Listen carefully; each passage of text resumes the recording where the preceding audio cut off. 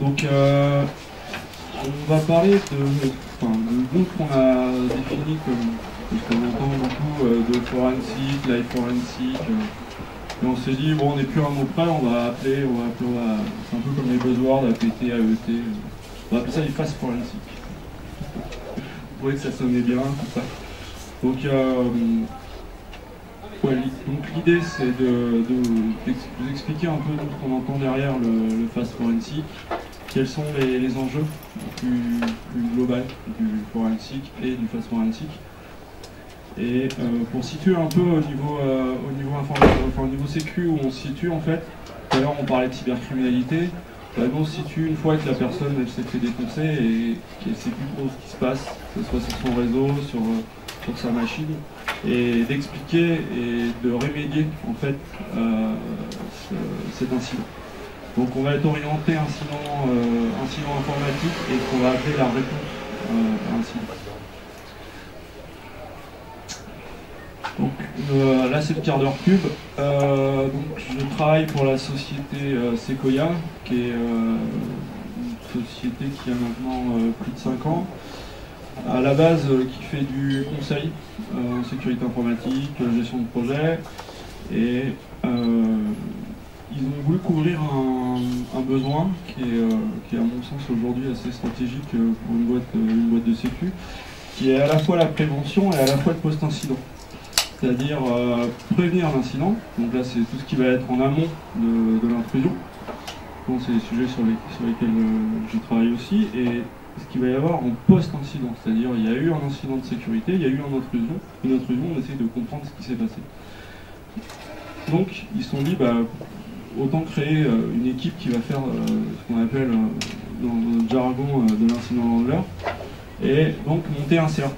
Donc un CERT c'est quoi? C'est une structure un peu homologué entre guillemets, parce que les premiers niveaux en fait, faut être clair, faut juste payer. Vous payez, vous avez le tampon et vous pouvez vous appeler CERT. Ça c'est le premier niveau.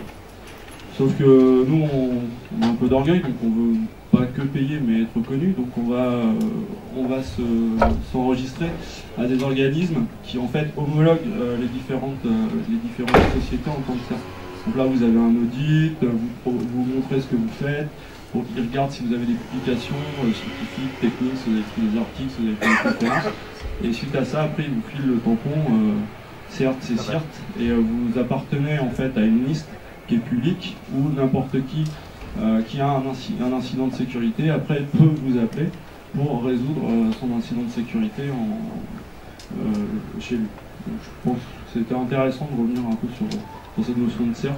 Je vous invite à lire, il n'y a pas longtemps, Cédric Pernet qui a écrit, qui a eu de Cassidian, ex-Cassidian, Airbus, qui a répondu à Jérôme 16, qui est anciennement Security Web, une interview sur justement qu'est-ce qu'un CERT, qu'est-ce qu'un SOC, comment les équipes travaillent ensemble. Et je pense que c'est assez intéressant parce qu'il y a plein d'acronymes en ce moment qui tournent à droite à gauche. On parle de cybersécurité, de cybercriminalité, donc voilà, au moins avoir un peu des pointeurs et savoir après un peu ce que vous voulez faire et où vous voulez travailler. Je vous invite à lire l'article où Cédric est intervenu. Donc, bon là c'est plus ma pub perso, je m'intéresse à plusieurs sujets, dont l'OPSEC. L'OPSEC c'est tout ce qui concerne le fait de protéger ses assets, sa structure et son identité, à la fois du côté entre guillemets des sociétés, mais aussi quand on est un méchant. Quand on développe des malwares, quand on développe une infrastructure, comment se protéger pour que les différentes autorités ne puissent pas remonter jusque sur les serveurs et tout, et comprendre un peu ces mécanismes pour pouvoir justement arriver à comprendre les différents microcosmes et à expliquer ce qui s'y passe. Donc ça c'est un sujet qui m'intéresse pas mal. Un sujet assez adjacent à l'OPSEC, ça va être tout ce qui est OSINT, donc c'est la recherche sur source ouverte. En gros, c'est quel type d'informations on est capable de collecter sur les forums, sur Google, sur des agrégateurs comme Shodan, pour avoir de l'information assez rapidement et la compulser et avoir quelque chose d'intéressant d'un point de vue sécurité informatique qui va nous donner plusieurs niveaux d'analyse, soit pour comprendre comment les groupes agissent de cybercriminels et ou la prévention. C'est-à-dire, à un moment sur un forum ou sur un pass-bin où voilà, il y a eu des échanges, ils commencent à s'intéresser à telle société, à tel point, et essayer de faire de la prévention en amont. Et donc, lié à tout ça, c'est donc après, une fois qu'on a collecté des données, qu'on a collecté des malwares, essayer d'avoir une base intelligente pour, après, à chaque fois qu'on a un incident de sécurité, on arrive avec des traces, des exés qu'on trouve, à comprendre ce qui s'est passé et surtout être capable de dire est-ce que c'est un État qui m'en veut, est-ce que c'est une attaque massive d'une campagne type Zeus ou autre, ou est-ce que je suis vraiment sur une attaque ciblée et c'est la société Intel qui veut mes données et qui veut monétiser mes données et ou les vendre aux concurrents quand c'est des sociétés qui sont payées pour récupérer ces données. Et je suis aussi co-organisateur d'une conférence autour des botnets, qui est la BotConf, qui en 2013 a eu lieu à Nantes.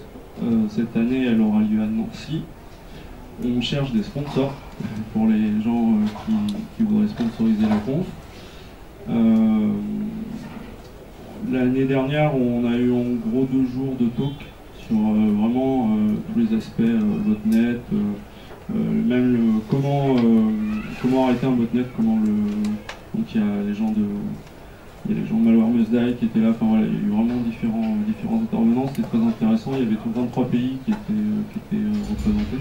On va essayer de faire au moins aussi bien que l'année dernière, voire mieux. Donc le CFP va bientôt être ouvert, on est en pour parler. Et vendredi 4 avril, pour ceux qui veulent être sponsors, on organise un petit déjeuner pour expliquer un peu la démarche de la conférence et pour les gens qui voudraient être sponsors. Donc si vous connaissez des sociétés ou des personnes qui sont intéressées pour sponsoriser la conférence, vous êtes tout bienvenus. Donc le but en fait du CERT Sequoia, de manière générale en fait, est de se positionner sur la réponse à incident et aussi sur la compréhension des différentes activités malveillantes qu'il peut y avoir sur Internet. Donc on va essayer de s'intéresser à plusieurs sujets. Un sujet qui buzz beaucoup en ce moment, c'est les APT. Ça c'est un sujet qui nous intéresse. On va s'intéresser beaucoup à tout ce qui est exploit kit. Donc les exploit kits, c'est tout ce qui est lié en fait au fingerprint de votre machine via votre navigateur web pour vous positionner un exploit particulier dont vous êtes vulnérable pour pouvoir prendre le contrôle de votre machine.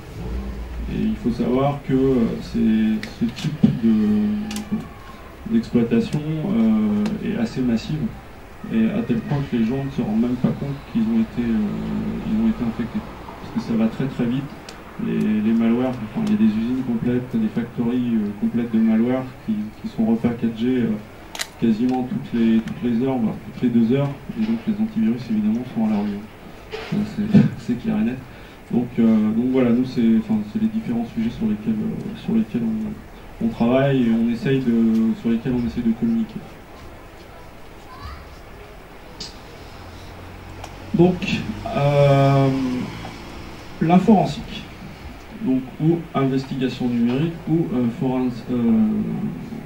forensique en anglais, qui est en fait à la base lié à, on a repris le terme d'investigation médico-légale et on l'a collé à l'informatique.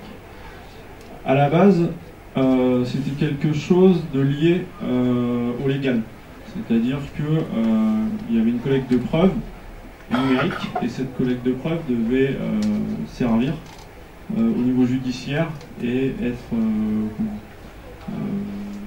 devait faire office de preuve dans des affaires judiciaires. Sauf que, en fait, au vu de l'explosion des différentes attaques et des différents malwares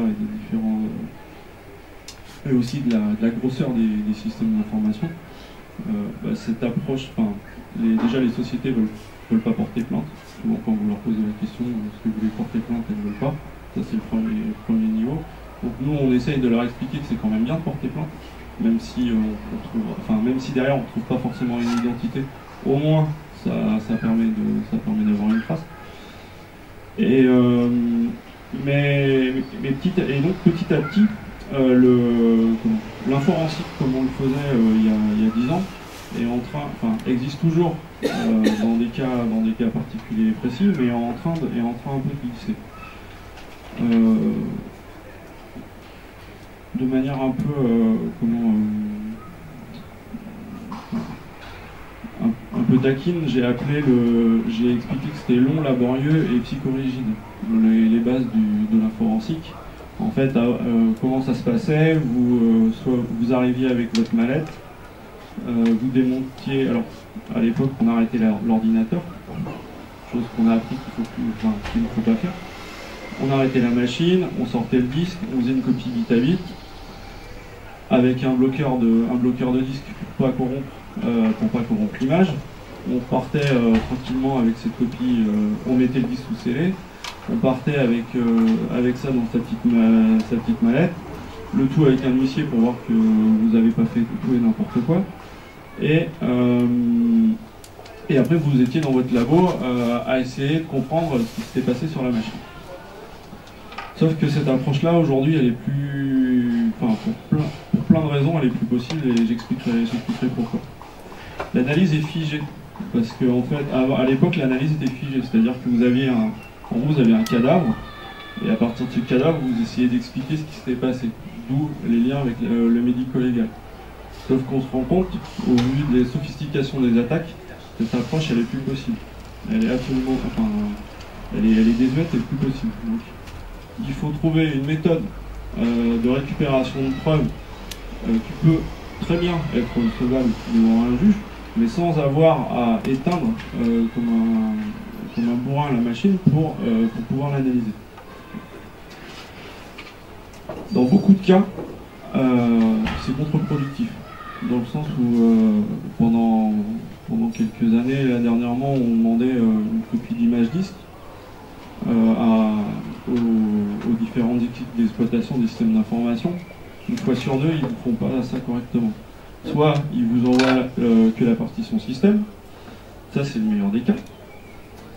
J'ai eu des cas où ils nous ont envoyé, alors ça j'étais un peu mort de rire, une copie du file system, c'est-à-dire que le gars il est allé sur ces deux points, il a fait CTRL-C, CTRL-V et il nous envoie ça.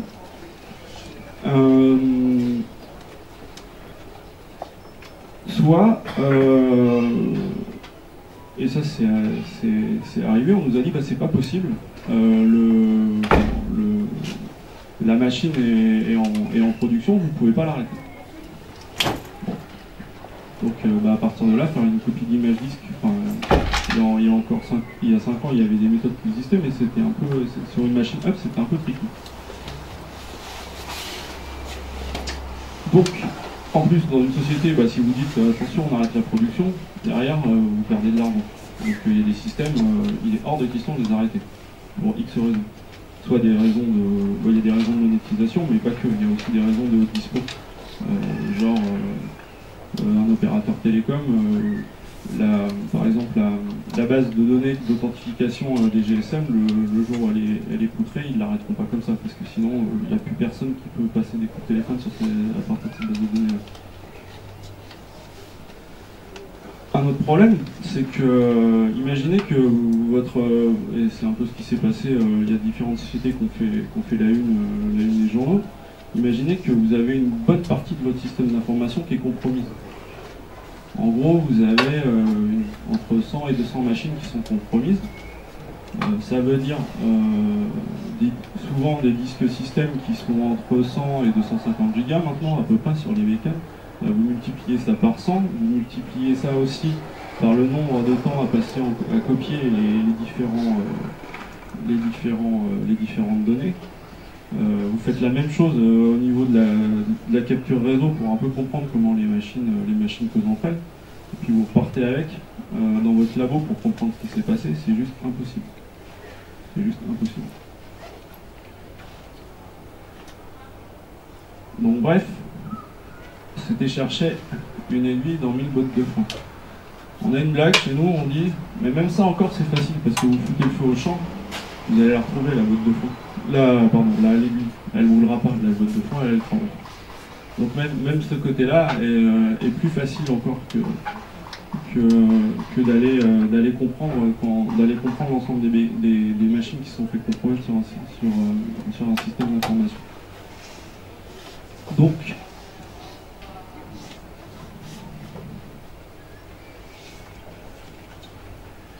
le souci, c'est d'aller vite. Je comprenais pas pourquoi. C'est d'aller vite pour plusieurs raisons. Déjà comme l'explique le rapport demandé, vous avez souvent ce qui s'est passé quand il y a eu une intrusion, les gens se sont rendus compte entre 6 mois et 3 ans.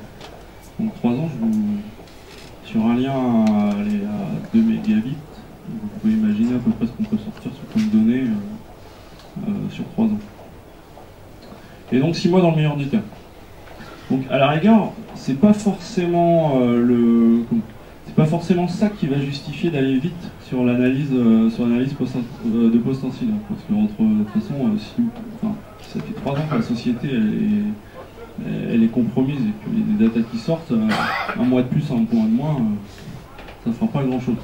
Par contre, là où il faut être un peu malin, c'est qu'il faut bloquer les flux de sortie. Mais pas tous, parce qu'il faut quand même que les méchants puissent communiquer avec l'extérieur, sinon ils se rendront compte qu'ils ont été détectés. Donc il faut être assez malin pour les laisser causer, mais pas entièrement.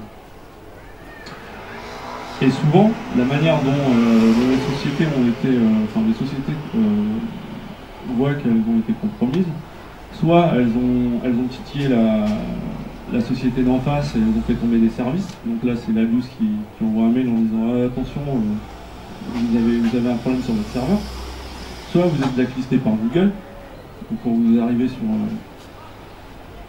arrivez sur le site institutionnel, là vous avez une jolie pop-up attention site malveillant. Donc c'est pareil, ça fait un peu désordre. Soit les gens en interne de la société n'arrivent même plus à accéder à leur site favori parce que toute la bande passante, le mec au bout d'un moment il en a marre de sortir les données, au départ il utilisait un petit peu de la bande passante, à la fin il va utiliser toute la bande passante. Donc là il n'y a plus rien qui fonctionne. Donc souvent c'est comme ça que les incidents, je caricature un peu, mais c'est souvent comme ça que ça démarre. Donc aller vite pour ce genre de choses, le seul vrai argument, ça va être une question d'image, quand on est blacklisté, et ou quand le lien internet est coupé et que, je sais pas, la société a une grosse activité sur internet parce que c'est une agence de com, parce que c'est un média. Donc sinon, aller vite sur du forensique, sur une analyse forensique, ça va pas. Dans un premier temps, ça va. Ces deux cas de figure ne vont pas vraiment avoir de sens. L'autre souci, c'est de savoir pourquoi j'ai été compromis. Qui m'en veut? Est-ce que comme dit Crossstrike, on n'a pas un problème de malware, on a un problème d'adversaire. Donc en gros, c'est savoir qui nous en veut. Donc ça, pareil, c'est sur une analyse forensique, si vous arrivez à partir juste d'une copie d'image disque et de comprendre à qui vous faites du tort et pourquoi il vous en veut, ça va être un petit peu compliqué. Donc comme on a cité plusieurs cas, ça peut être un employé, ça c'est quand ça vient de l'interne, un concurrent, c'est des trucs que petit à petit on est en train de voir. La femme de ménage, jamais sous-estimer la femme de ménage. Je blague, mais j'étais en intervention chez un client dans un endroit où il faut vraiment montrer patte blanche, il était 5 heures, j'étais tout seul, et puis un jour, à un moment, je vois la porte qui s'ouvre, et là, qui c'est qui débarque? La femme de ménage. Et quand on pose des questions de mais pourquoi? Et on me dit bah si c'est normal. Et là il s'est avéré que j'étais là, mais d'habitude il n'y a jamais personne dans cette salle. Et donc c'est un peu. Enfin voilà. Donc le problème femme de ménage n'est pas à sous-estimer. La stagiaire chinoise, on l'a rajoutée, Guillaume, on s'est demandé pourquoi. Et en fait, si, il y a eu un cas assez exceptionnel il y a quelques années chez Valeo, où elle a sorti beaucoup de données. Mais là, c'est plus un problème, de sécurité physique, parce qu'en bas, en fait, ils n'ont pas vu que tous les soirs, elle sortait avec un nouveau portable, et ça aurait pu alerter le. Est-ce qu'il y a un État qui m'en veut? Donc, ou est-ce que tout bêtement j'ai un système qui n'est pas patché et c'est tombé sur nous? Ou est-ce que c'est l'équipe IT qui à un moment donné pour X raisons soit a ce design commis une erreur et a laissé une vulnérabilité, ou est-ce que c'est vraiment l'équipe IT qui était un petit peu en colère et qui a compromis le système d'information?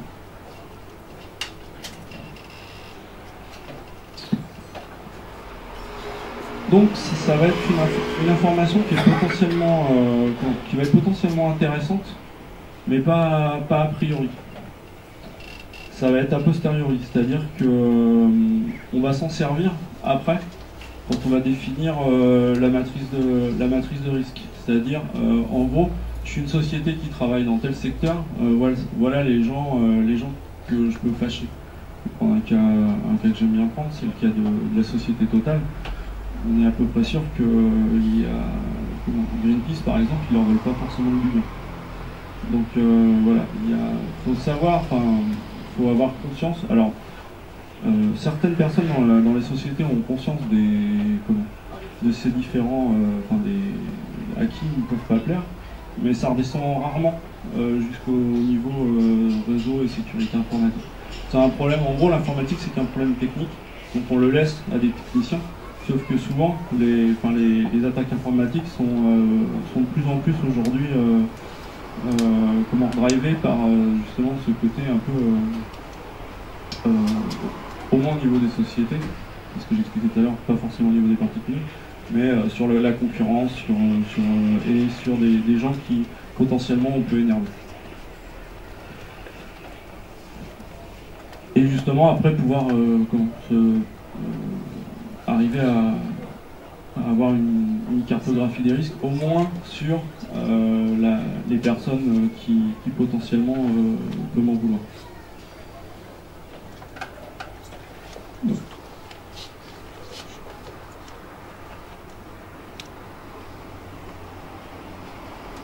Je vais là un peu vite.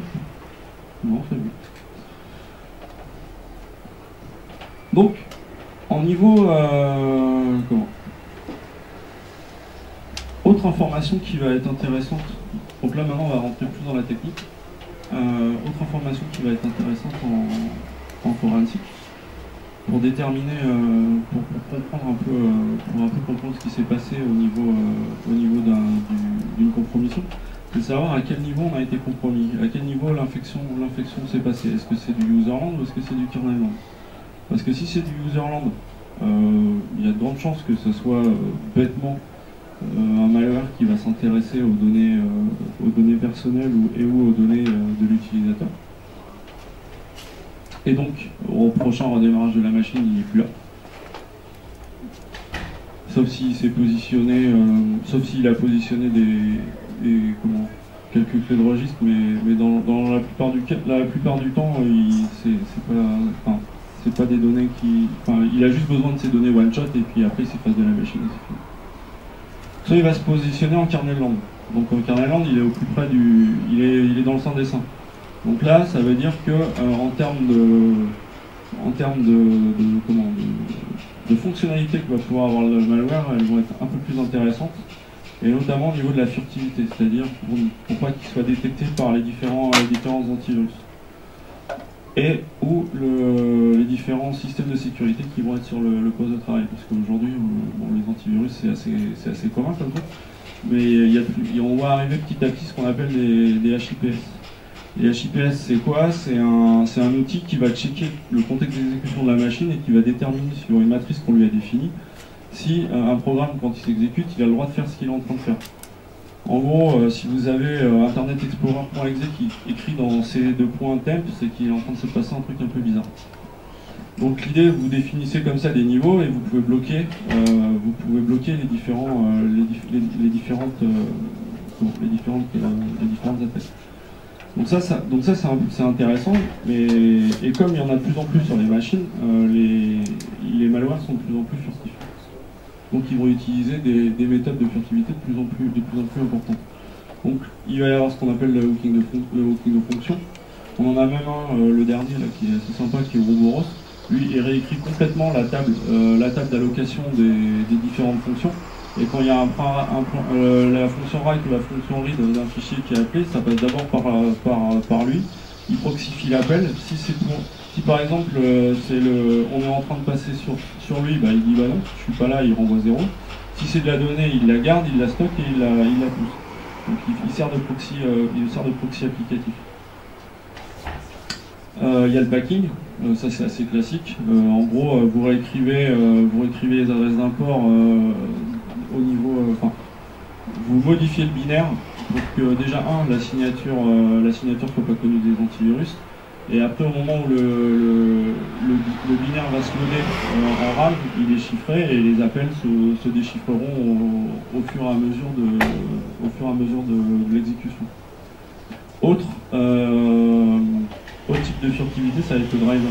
Et ça, c'est des choses qu'on voit de plus en plus.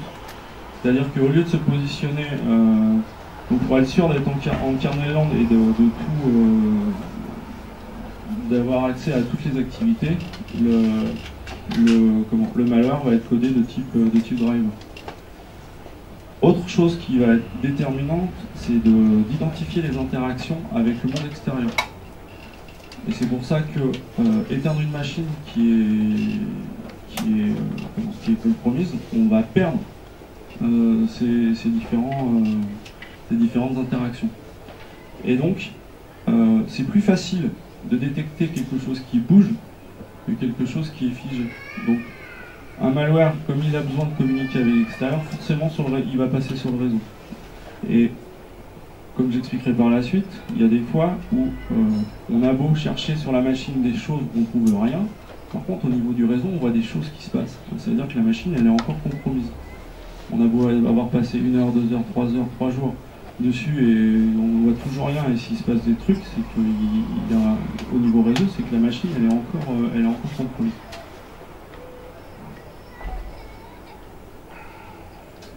Autre truc intéressant, ça va être la persistance en plus de la furtivité que le malware va avoir. Donc comment il va faire pour quand la machine redémarre ou qu'elle s'éteint et qu'elle redémarre, il va se relancer avec le système d'exploitation. Donc classiquement, il va écrire des clés dans le registre au niveau des run services. Donc ça c'est le truc assez classique. Sinon, il y en a des plus malins qui se mettent en service. Donc à chaque redémarrage de la machine, ils redémarreront en tant que service avec OS. En tant que driver, exactement de la même manière que pour le hooking, c'est assez facile. Il suffit juste d'être listé comme un driver et automatiquement au boot, vous allez être EP exactement comme un driver. Et des schedulers. Alors ça c'est le cas de certains malwares sur Linux qui s'inscrivent en cron tab en fait et qui vont se relancer via la cron tab. Donc comme ça vous n'avez pas besoin de vous mettre au niveau de l'init-d ni rien. Vous mettez juste en cron tab. Vous essayez de vous lancer toutes les 5 minutes. Au moins, au prochain redémarrage de la machine, on sait que dès qu'elle est up, au bout de 5 minutes, le truc qui redémarre. Et donc ça, c'est des cas qu'on a vus sur des machines qui étaient... alors souvent, ça vient d'une vulnérabilité en upload d'un CMS ou d'un site web quelconque. Là, c'était un webmail, c'était le webmail Horde. Où en fait, ce webmail il avait la particularité que quand on écrivait une commande PHP dans le login, ça s'inscrivait dans le varlog messages. Et après, il y avait un autre script qui, quand il lisait le varlog messages, lui, c'est PHP, donc il dégage tout ce qui n'est pas PHP, donc les lignes. Mais par contre, ce qui est entre chevrons avec la commande PHP, elle est exécutée. Donc il va chercher après la charge finale et souvent c'est un truc qui est en point. Souvent c'est une image, on a l'impression de télécharger une image. Comme ça on passe facilement les IPS, sauf que c'est du Perl ou des trucs un peu des langages de scripting. Où derrière ils vont s'exécuter, se positionner en cron-table, modifier différents trucs et se connecter à un CNC pour attendre tranquillement les ordres. Donc le scheduling ça marche vraiment bien sur ce type de machine. Et donc, pareil sous Windows, en tâche planifiée, ça marche exactement de la même manière. Donc après, le problème de la tâche planifiée, c'est avec quel contexte d'utilisation vous allez devoir vous exécuter. Parce que si vous êtes un canal de un serveur de ouais, vous savez ce que c'est un CNC, ça j'emploie des. Tout le monde voit ce que c'est. Ouais. En gros, le CNC, c'est le serveur c'est le canal de contrôle entre la machine qui a été compromise et le serveur, et d'où les commandes passent entre la machine compromise et le serveur.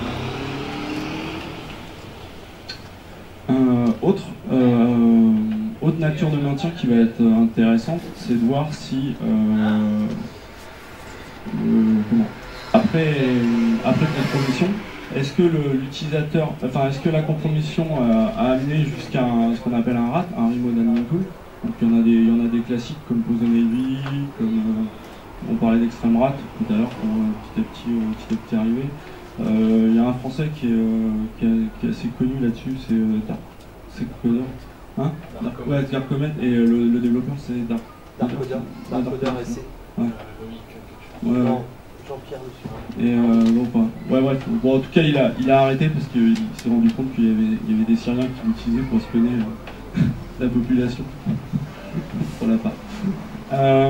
Les bancaires vont avoir leur propre, souvent les ZOS et les citadelles, ils vont avoir leur propre mode de résilience et de maintien. C'est le cas par exemple comment il s'appelle, de Game Over, qui est un driver, et vous ne pouvez pas faire de la RAM, vous pouvez, donc là, c'est ce que j'expliquerai après, il faut revenir aux bonnes vieilles méthodes pour arriver à le choper. Le malware maison, le gars qui a développé son malware dans son garage, ou ça c'est le cas du garage, mais il n'y a pas que ça, il y a le cas aussi d'une société qui a été mandatée pour compromettre, ou un État qui a été mandaté pour compromettre et là c'est pareil, ce type de malware n'est pas forcément, faut y prêter attention. Et tout ce qui va être tricks, les services natifs aussi. En gros, ils vont réutiliser RunDLL 32, où ils vont remonter directement pour RunDLL exécuter. Et après, tout ce qui va être tricks anti-forensiques, donc pour empêcher les analyses de faire leur boulot.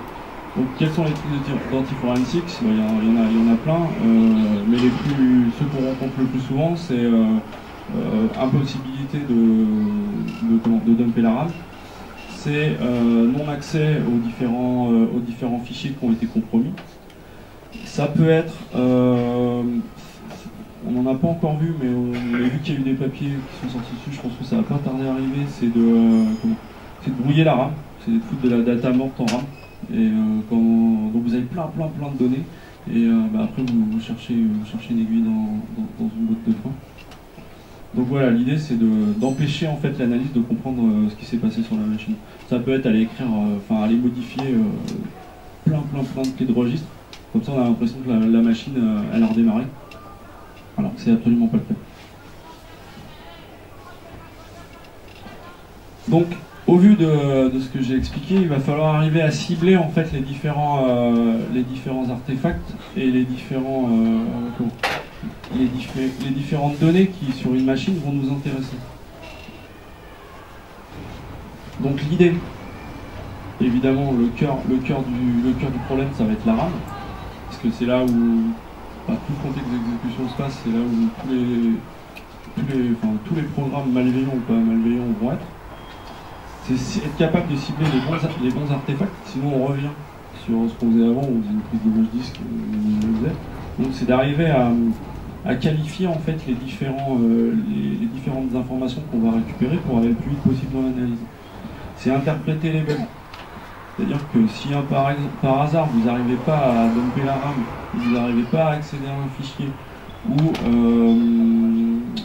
le cas qu'on a eu, vous n'arrivez pas à extraire, j'expliquerai après ce que c'est la MFT, c'est pas que votre outil vous avez développé, un outil que vous utilisez, enfin ça peut, mais si vous faites correctement votre boulot, c'est pas l'outil qui est le problème, c'est qu'il y a quelque chose sur la machine qui est en train de vous empêcher de bosser. Et surtout, c'est un truc qu'on fait et on a vu que ça marchait pas mal, c'est arriver à faire une image disque à chaud en fait. Le système est encore up et vous faites une copie hard physique, mais en fait vous travaillez sur le physique drive 0 comme si vous travailliez sur un fichier et vous faites une copie du fichier. Et vous allez avoir donc exactement de la même manière comme si vous faisiez un DD sur un truc up.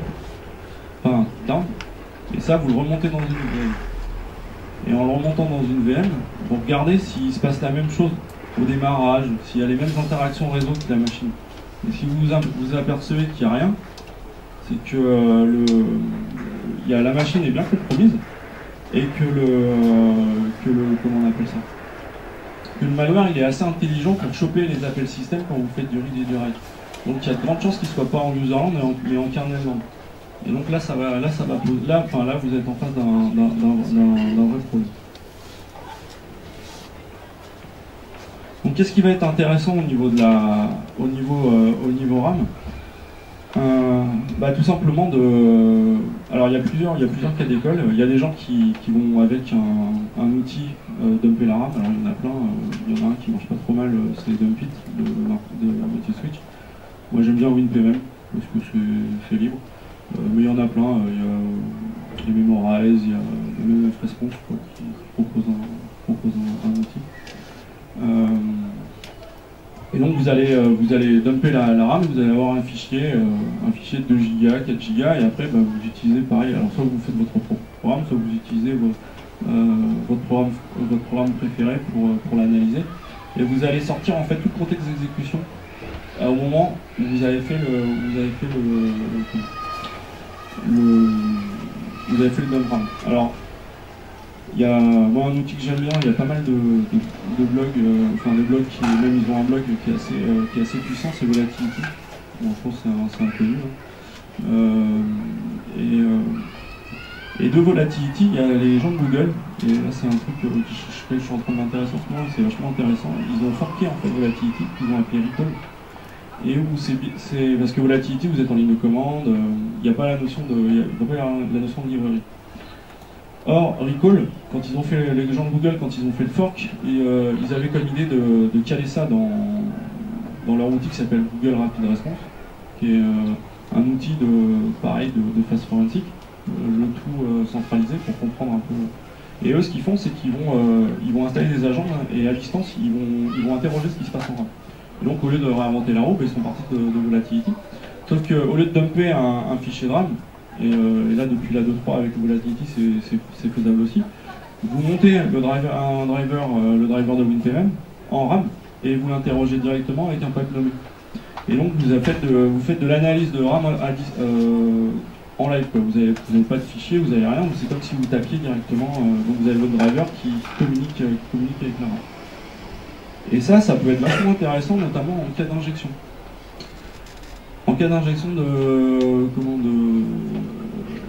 d'exe dans des zones, dans des pages mémoire qui ne devraient pas être. Parce que si vous êtes capable d'analyser, par exemple, on va prendre le cas de POSON. AutoNavy, il s'injecte dans un exe qui s'appelle ctf1.exe, qui après il s'enregistre au niveau pour redémarrer. En fait, les trois quarts des malwares, ce qu'ils font, c'est qu'ils vont soit ils détectent une page en lecture, écriture, exécution d'un process et ils vont te mettre dedans, soit ils vont modifier en fait la nature de la page et vont la passer en executable. Et là, ils peuvent s'injecter et s'exécuter. Et en fait, c'est assez facile de trouver une injection comme ça. Il suffit de détecter les pages qui sont en lecture, écriture, exécution. Il n'y en a pas 36. Qui ne devrait pas l'être. Et à l'adresse de la page en question, vous pourrez faire un XDump dessus.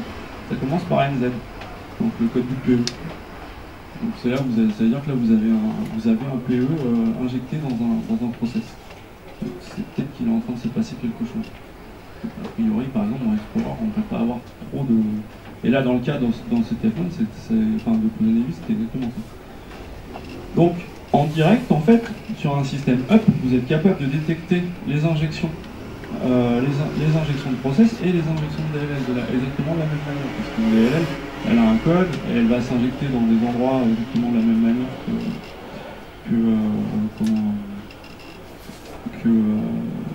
pour un exe, et elle va pouvoir s'exécuter.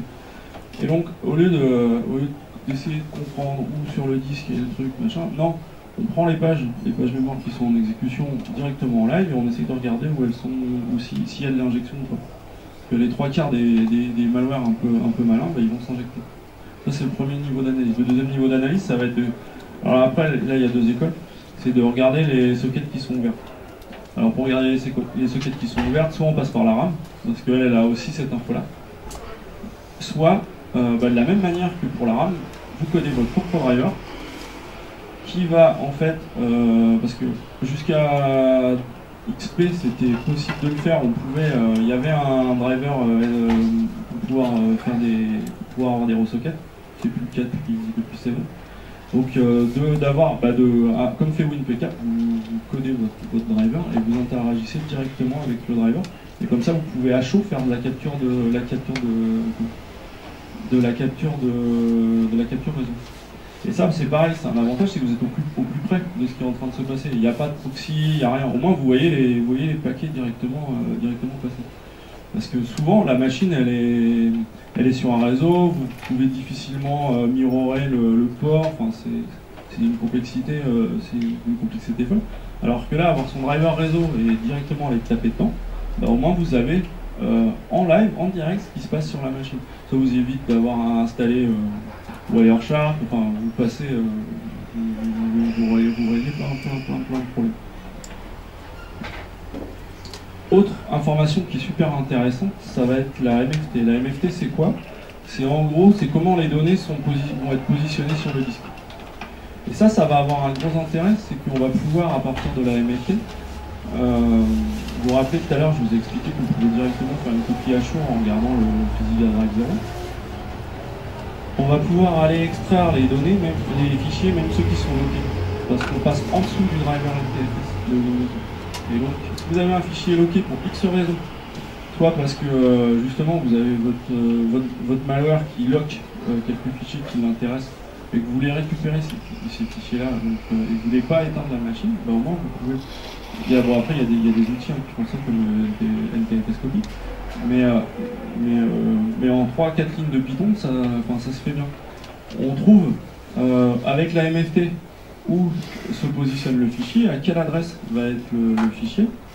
Alors, il y a des petits calculs à faire parce qu'il y a des notions de secteur, des notions de cylindre. Enfin, on est sur un disque, hein, donc c'est comme si on refait le boulot du driver NTFS. En gros, sauf que nous, ce qui nous intéresse, c'est juste récupérer vite à vite des fichiers. Et on récupère ce fichier. Le seul cas pour lequel c'est un peu tricky de faire ça, ça va être les zips. Parce que les zips, il y a des redirections, enfin c'est pas forcément ça. Mais pour des cas simples, ça marche très bien. Ça va marcher très bien aussi pour certains malwares comme Zero Access qui, eux, virent les permissions directes du fichier, comme ça il n'y a plus personne qui peut les choper. Que ça soit même si vous êtes admin, comme il n'y a plus de permission sur le fichier, bah, NTFS il comprend pas, il fait bah non, t'as pas le droit de le copier. Donc ça peut être embêtant. Et après il va y avoir tout ce qui est handle. Les handles c'est quoi? En gros c'est tout ce qui est pointeur qui va être ouvert. C'est les fichiers, les clés de registre, c'est les sockets, c'est un peu ce que j'ai expliqué au-dessus, plus les fichiers. Et ça pareil, on peut l'avoir avec la RAM, et quand on mixe la MFT et les handles, on peut comme ça récupérer beaucoup de données.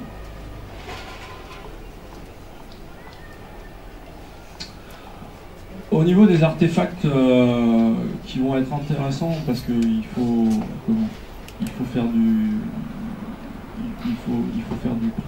pré-traitement en amont avant de voir ce qu'on va récupérer. Les choses qui vont être assez intéressantes, c'est tout ce qui est clearrun, service, driver, les prefetch. Les prefetch c'est quoi? C'est les dernières exécutions de programme qu'il y a eu. Donc en gros, si par exemple la machine s'est fait compromettre par un black hole, vous êtes à peu près sûr qu'il y a Java qui est démarré, ou Flash Player, ou dans le moment qui a avant les premières traces réseau.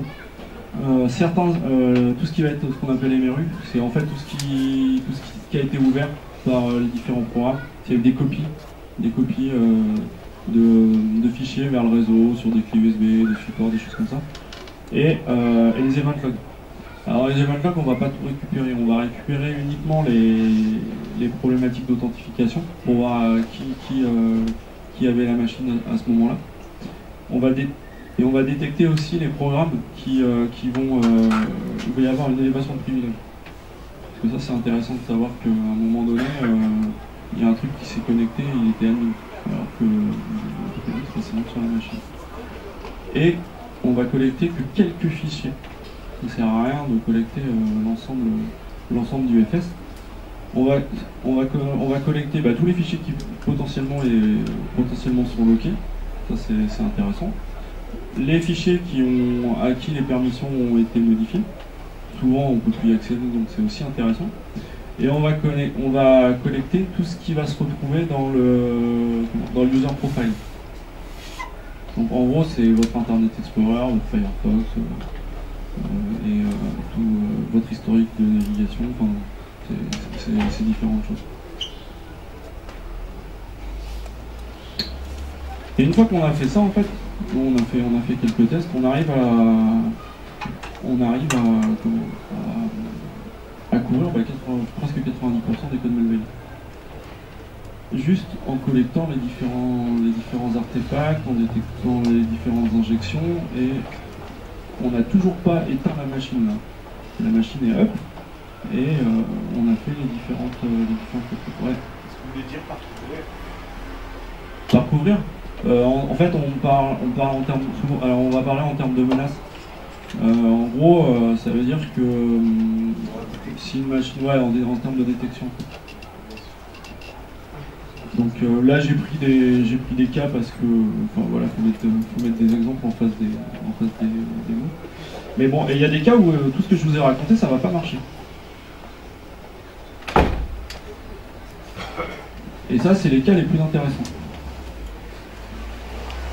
Parce que c'est les cas qui, finalement, soit la prise de preuve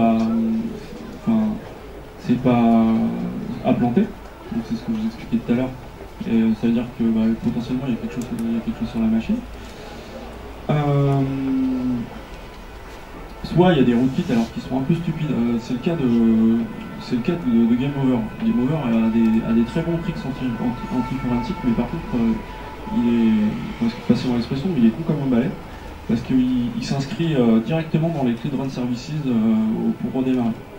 C'est un peu, mais en fait, après, en analysant, on comprend pourquoi. En gros, il joue la résilience. Il s'en fout d'être détecté. Il veut que quand il a été détecté, on puisse pas l'enlever. Donc, il fait tout pour pas qu'on l'enlève. Et c'est ce que j'expliquais dans le cas des rootkits, c'est un truc qui va être vachement, enfin qui va marcher, et c'est pour ça que ce que je vous expliquais sur le driver réseau est super important. C'est en gros tout ce qu'on a collecté, on n'a rien vu, parce que le malware il est super intelligent et à chaque fois il a fait en sorte, comme il se met en proxy applicatif, de vous hooker et de vous bypasser les différents appels systèmes qu'il y a. Mais par contre il communique avec le réseau. Et donc là on a vraiment, enfin, il se passe vraiment quelque chose. Donc c'est pour ça que souvent les gens s'arrêtent, mais l'absence de traces, c'est quelque chose, faut que ça interpelle. C'est pas juste, non, il n'y a rien, ou non, il se passe quelque chose et on n'arrive pas à le déterminer. Et c'est exactement ce qui s'est passé avec une des dernières campagnes là, qui a un peu buzzé, qui est Ouroboros. Ils l'ont pas détecté au niveau système, ils l'ont détecté au niveau IDS sur le réseau en fait. Il a fait tilter un IDS sur un pipe nommé qui était pourri, et l'IDS il a fait c'est bizarre, je comprends pas, je génère une alerte. Sauf que quand on regarde comment est foutu le Ouroboros, c'est en gros un driver qui cause avec un système, un fichier dans lequel il va mettre ses données et dans lequel il va récupérer ses différentes informations. Ce système est chiffré et puis en plus c'est un file system de VMware en fait. En gros c'est comme quand vous faites un disque de VMware, c'est un type de fichier, mais ils ont récupéré ce mécanisme-là pour stocker des données et ils les ont chiffrés. Et c'est comme ça qu'Ouroboros, il stocke et il garde les fichiers et il les chiffre. Et au niveau réseau, il était en peer-to-peer, c'est-à-dire que les machines dans le LAN communiquaient entre elles en fait, pour pouvoir après sortir la data. Donc vous ne savez jamais par où la data va sortir. Par contre, à un moment, si votre IPS crie parce qu'il voit justement ces histoires de pipe nommé et qu'il se passe des choses, mais vous n'arrivez pas à voir parce que c'est paquet par paquet et c'est à l'autre bout qui s'amuse à reconstruire la donnée, c'est que là vous êtes vraiment face à un gros problème. Et donc c'est pour ça, souvent, jusqu'à peu de temps, les différents les gens qui faisaient du forensic et de l'incidence response avaient pas, négligé en fait la partie un peu réseau et la partie qui à mon sens donne autant d'informations, voire plus des fois quand justement on est dans le brouillard, que vraiment prendre une image disque et d'aller l'analyser.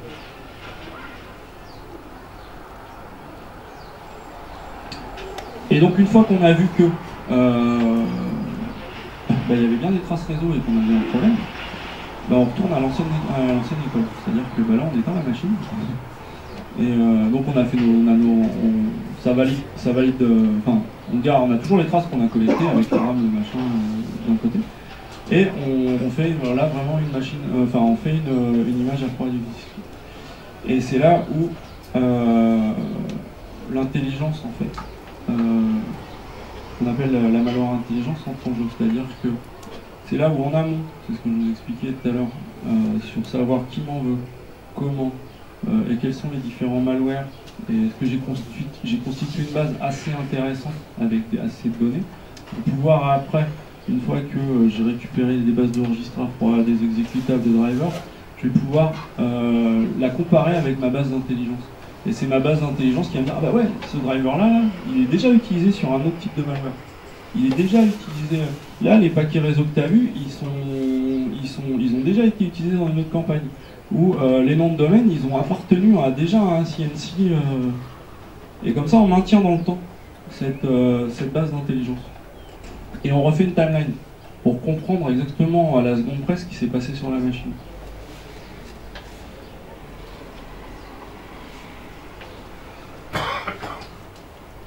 Là, c'est juste une parenthèse. Il y a pas mal de sociétés qui font des suites logicielles comme NKS ou les gens de la société Arcis qui font un très bon soft qui s'appelle DFF, qui va ou à partir de l'image du disque, va pouvoir vous extraire toutes vos données, vous allez pouvoir vous balader dans le disque comme sur un système de fichiers et tout. Et ça c'est bien, ça va être bien, mais si on peut automatiser les choses en fait. C'est pour ça que je disais que DFF est bien, c'est parce qu'il comprend cette couche d'automatisation. Au moins vous vérifiez l'image disque, il va tout vous dépioter, et puis après c'est vous qui rajoutez l'intelligence en fonction de votre base d'intelligence. Donc c'est à vous de construire votre base d'intelligence, et à partir du logiciel, au moins vous pouvez automatiser le dépiotage de vos images disques. Et donc c'est pour ça qu'il faut avoir pensé en amont, et c'est ça qui prend le plus de temps. Et c'est à ça qu'il faut passer du temps, et pas passer du temps à faire des prises d'images. C'est à créer un vrai back-end avec des vraies signatures dedans, sur lesquelles vous allez pouvoir opérer vos signatures, et vous allez pouvoir les comparer et les enrichir. Donc au final, qu'est-ce qui est le plus long? C'est déjà d'avoir un collecteur intelligent qui va récupérer les bons artefacts, mais c'est surtout avoir une base qu'on va appeler DOC, donc d'indices de compromission, sur lesquels on va pouvoir comparer les différentes données qu'on a récupérées, soit à chaud, soit à froid. Et c'est ça qui prend le plus de temps en fait, c'est cette construction du back-end. Et le collecteur qui, lui, va être capable de détecter quand il se passe des trucs, qu'il a affaire à... Peut-être qu'il y a un warning à générer. Donc voilà, présentation terminée, si vous avez des questions. Au niveau statistique, ouais. Pour qu'il y ait des analyses, forensiques, est-ce que ça arrive souvent que vous arrivez à dumper la RAM? Ouais. Alors, ça dépend des systèmes. On a eu un cas où on n'a pas pu la dumper. Et ça a été vraiment tricky. Au final, on a fait un truc normalement qu'il ne faut pas qu'on fasse quand on fait du forensic, mais on l'a fait. Le contexte était sur un Xen server. Un Xen server, c'est un système de virtualisation, et c'était la machine qui était guest, qui était connue. Et on a demandé à l'opérateur de nous faire c'était dans le cadre d'un site internet qui était up, et donc du coup chez un opérateur. Donc le client lui a absolument pas la maîtrise de son serveur, et surtout il a un contrat. Et c'est là où j'ai appris les contrats en fait sur ce genre de truc. C'est qu'en gros, son contrat ne stipule pas qu'il a le droit de faire ce genre d'activité sur son serveur. Donc quand vous appelez la personne en question, enfin l'opérateur, et vous lui dites ça serait bien que vous fassiez un dump de la RAM parce qu'en fait les outils d'hyperviseur ont leur propre système pour pouvoir dumper la RAM des différents guests. Hein. Ou si tu prends VMware par exemple, chaque VM, il y a un fichier. Pour chaque VM, il y a un fichier VMM, la RAM elle est là-dedans. Pour VirtualBox, tu as une commande VBox Manage, Debug VM, je sais plus quoi, dump RAM, enfin bref. Ça va te sortir un fichier ELF qui est un peu... faut le retravailler pour qu'il passe en volatility, mais ça va marcher. Xen, visiblement, ça a l'air... Enfin, il a exactement la même... QEMU, c'est pas... Enfin, KVM, c'est pareil, et Xen, c'est exactement la même chose. Sauf que là, comme c'était des bécanes virtualisées, c'était des bécanes qui étaient en parallèle, et le gars, il voulait pas nous dumper la RAM. Donc là, donc on s'est dit, ok, tu veux pas nous dumper la RAM, c'est pas grave, on va la lire à chaud, et puis on verra bien ce qu'on en tire. Sauf qu'on s'est rendu compte que sur les machines virtualisées de Xen, quand tu fais une copie de DevMem, c'est que des zéros. Donc ça t'aide pas en fait. L'autre souci qui existe sur Linux, et là on est en train de bosser, on va lancer un truc avec quelqu'un que je connais qui bosse au niveau kernel Linux. Aujourd'hui, pour pouvoir dumper la RAM dans Linux, il faut compiler un module qui marche pas trop mal, qui est libre, pour pouvoir la dumper. Il n'y a rien qui te donne, t'as pas de driver, c'est un module que tu es obligé de compiler en kernel. Alors tu as plusieurs solutions, soit tu le compiles de ton côté, soit c'est une distrib classique et c'est bon. Sauf que Xen, ça ne marche pas comme ça. Xen, chaque noyau du Linux qui est hosté, c'est un noyau qui est particulier. Donc c'est à toi de reconstruire le noyau. Donc on a fait un truc qu'il ne faut jamais faire, mais qui finalement a marché. On a compilé le driver, enfin le module sur la machine compromise. Donc là on viole toutes les règles, toutes les règles du forensique, mais on n'avait pas le choix. Et à partir une fois qu'on a réussi à compiler le module, on a pu accéder à la RAM. Mais il y a des cas où non, la RAM, tu n'y as pas accès. Et c'est là où ça commence à devenir marrant. D'où, enfin nous on bosse beaucoup là-dessus, le codage de driver. Ça paraît, moi quand j'en ai parlé, on m'a dit ouais mais non, mais tu t'en vas dans un truc, tu sais pas trop et tout. Bah non, il y a des cas où t'as pas le choix. Et donc ce que je vais expliquer sur Linux, on va essayer de pousser, mais alors c'est un peu compliqué parce que dès qu'il y a des modifications au niveau kernel, c'est pas simple. Mais d'avoir une couche, exactement comme il y a les couches pour les de sécurité Linux, une couche d'audit où tu taperas directement dans cette couche d'audit et tu auras les infos que tu veux. C'est-à-dire que tu veux taper dans la RAM, ça sera prévu. Aujourd'hui, à part ce module qui est libre, et en plus à la base un travaux de recherche pour faire du dump de RAM sur Android. Parce que oui, il y a les environnements mobiles aussi, c'est un peu sympa. Et donc l'idée, voilà, c'est d'avoir cette couche d'audit en fait, où nous derrière on va, qui pourrait bénéficier à toute la communauté au niveau des kernels Linux pour pouvoir justement dumper la RAM de manière bien plus simple sur Linux.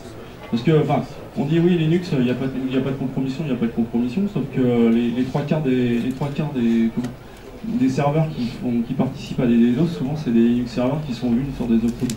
Donc si il y a des compromissions. Elles sont peut-être moins violentes que sur d'un Windows, parce que voilà, mais il y a des compromissions et on a besoin de faire du forensique.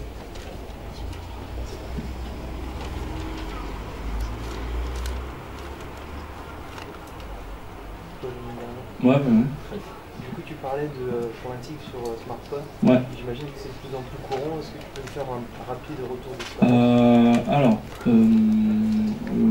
perso, on n'a jamais eu de cas de client qui est venu, et je sais pas non plus, qui est venu, ouais, j'ai mon smartphone. Après, en termes de R&D, ouais, on a un peu regardé, je pense que chez vous aussi. On a un peu regardé, alors nous, un des problèmes qu'on a, je sais pas si vous avez identifié les mêmes, ça va être le constructeur du téléphone. Parce que suivant le constructeur du téléphone, c'est un autre monde. Alors bon, déjà, tu as les trois mondes, iOS, 4. iOS, BlackBerry, Windows et Android. Donc on aurait pu penser qu'avec Android, il y a une couche pour tout le monde, non. Ça c'est le premier truc. Le deuxième truc, c'est qu'en termes de R&D, il n'y a pas tant que ça d'émulateurs. Enfin, il y a des émulateurs, mais c'est très lié à l'Android SDK, quoi. Donc il faut trouver Eclipse, machin. Il y a un gars de chez Mendiant qui a bossé sur un truc qui s'appelle Droid Cobra. Mais c'est pareil, c'est une vieille. C'est un Android 2.3, donc sur les 4.2 et tout, c'est juste pas possible. Et le deuxième problème, un des deuxièmes problèmes qu'il a, c'est les mises à jour. Il y a des mises à jour tout le temps. Ça bouge tout le temps, le noyau bouge tout le temps. Donc il y a des volontés de standardisation, mais c'est super. C'est assez compliqué. Le deuxième truc qui est compliqué, c'est que si t'es pas route sur le téléphone, tu fais rien. Donc soit le téléphone il s'est fait compromettre parce qu'il est route, donc dans ce cas-là c'est bonnard, mais si c'est pas le cas, t'es obligé de router le téléphone pour pouvoir analyser. Donc là ça commence à... Alors après effectivement on peut discuter, est-ce que des fois il faut compromettre le système et tout, mais on sort vraiment des sentiers, là on est vraiment au niveau expérimental, quoi. Et le temps d'une intervention en réponse à incident, c'est combien de temps en général? Ça va dépendre. C'est pour ça que nous, on bosse beaucoup sur le live forensic, le fast forensic. C'est que, comme ça, on arrive rapidement à essayer de déterminer le problème qu'on a, et après on chie. Et après, on va voir le client, on lui dit, ben voilà, c'est tant de jours, est-ce que vous voulez continuer ou vous voulez pas continuer? Parce que tu peux y passer, tu peux y passer des mois, quoi. C'est ce qui s'est passé, c'est ce qui s'est passé chez Belgacom, par exemple. Les mecs, ils y sont restés 4 mois, et au bout d'un moment, le gars, il a des sous, mais pas à l'infini, quoi. donc non, c'est variable, c'est variable. C'est pour ça qu'il faut, je pense que c'est vrai que tu seras d'accord avec moi, mais je pense qu'il faut faire beaucoup de prévention et essayer de faire vraiment de la prévention en amont, faire des exercices, et pas arriver après. Enfin, le post-incident c'est bien, mais enfin, faut l'éviter, quoi. Faut avoir un rythme régulier, quitte à faire des prises de preuves, sur du phase forensique, une fois par mois, ou déclenchement sur un mouvement RH, ou pour justement avoir un historique. Et sur un parc de machines, par exemple, je vais prendre un cas simple, tu prends une société, tu prends des VIP web, et tous les mois, bah, tu fais comme tu feras un scan d'antivirus, quoi. Tu prends quelques artefacts, tu les gardes, et tu regardes l'évolution dans le temps, pour voir s'il y a des trucs qui se rajoutent, des trucs qui s'enlèvent, comme ça tu fais des guides. Et comme ça, paf, le jour où il y a un problème, ben, tu peux, t'es au plus près.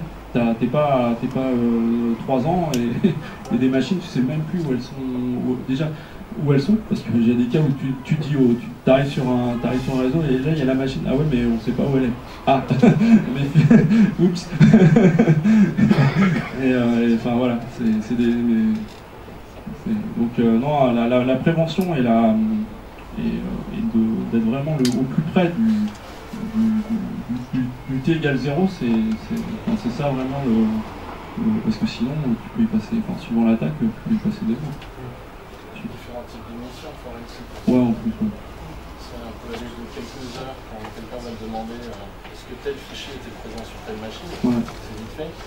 Par contre, travailler sur tout un SI, sur une compromission massive, Ouais, là c'est bon, long, sur sûr. des semaines, voire des mois. Ouais, c'est ça.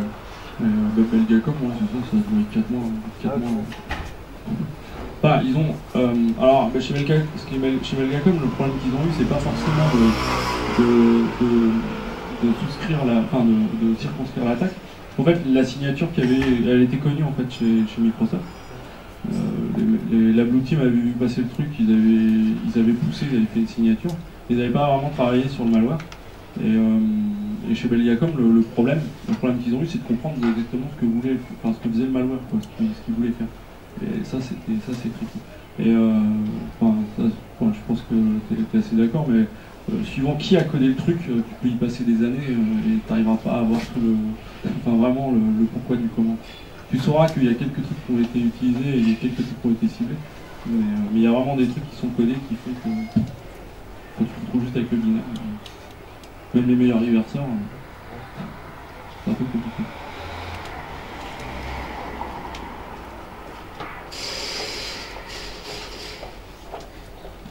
D'autres questions?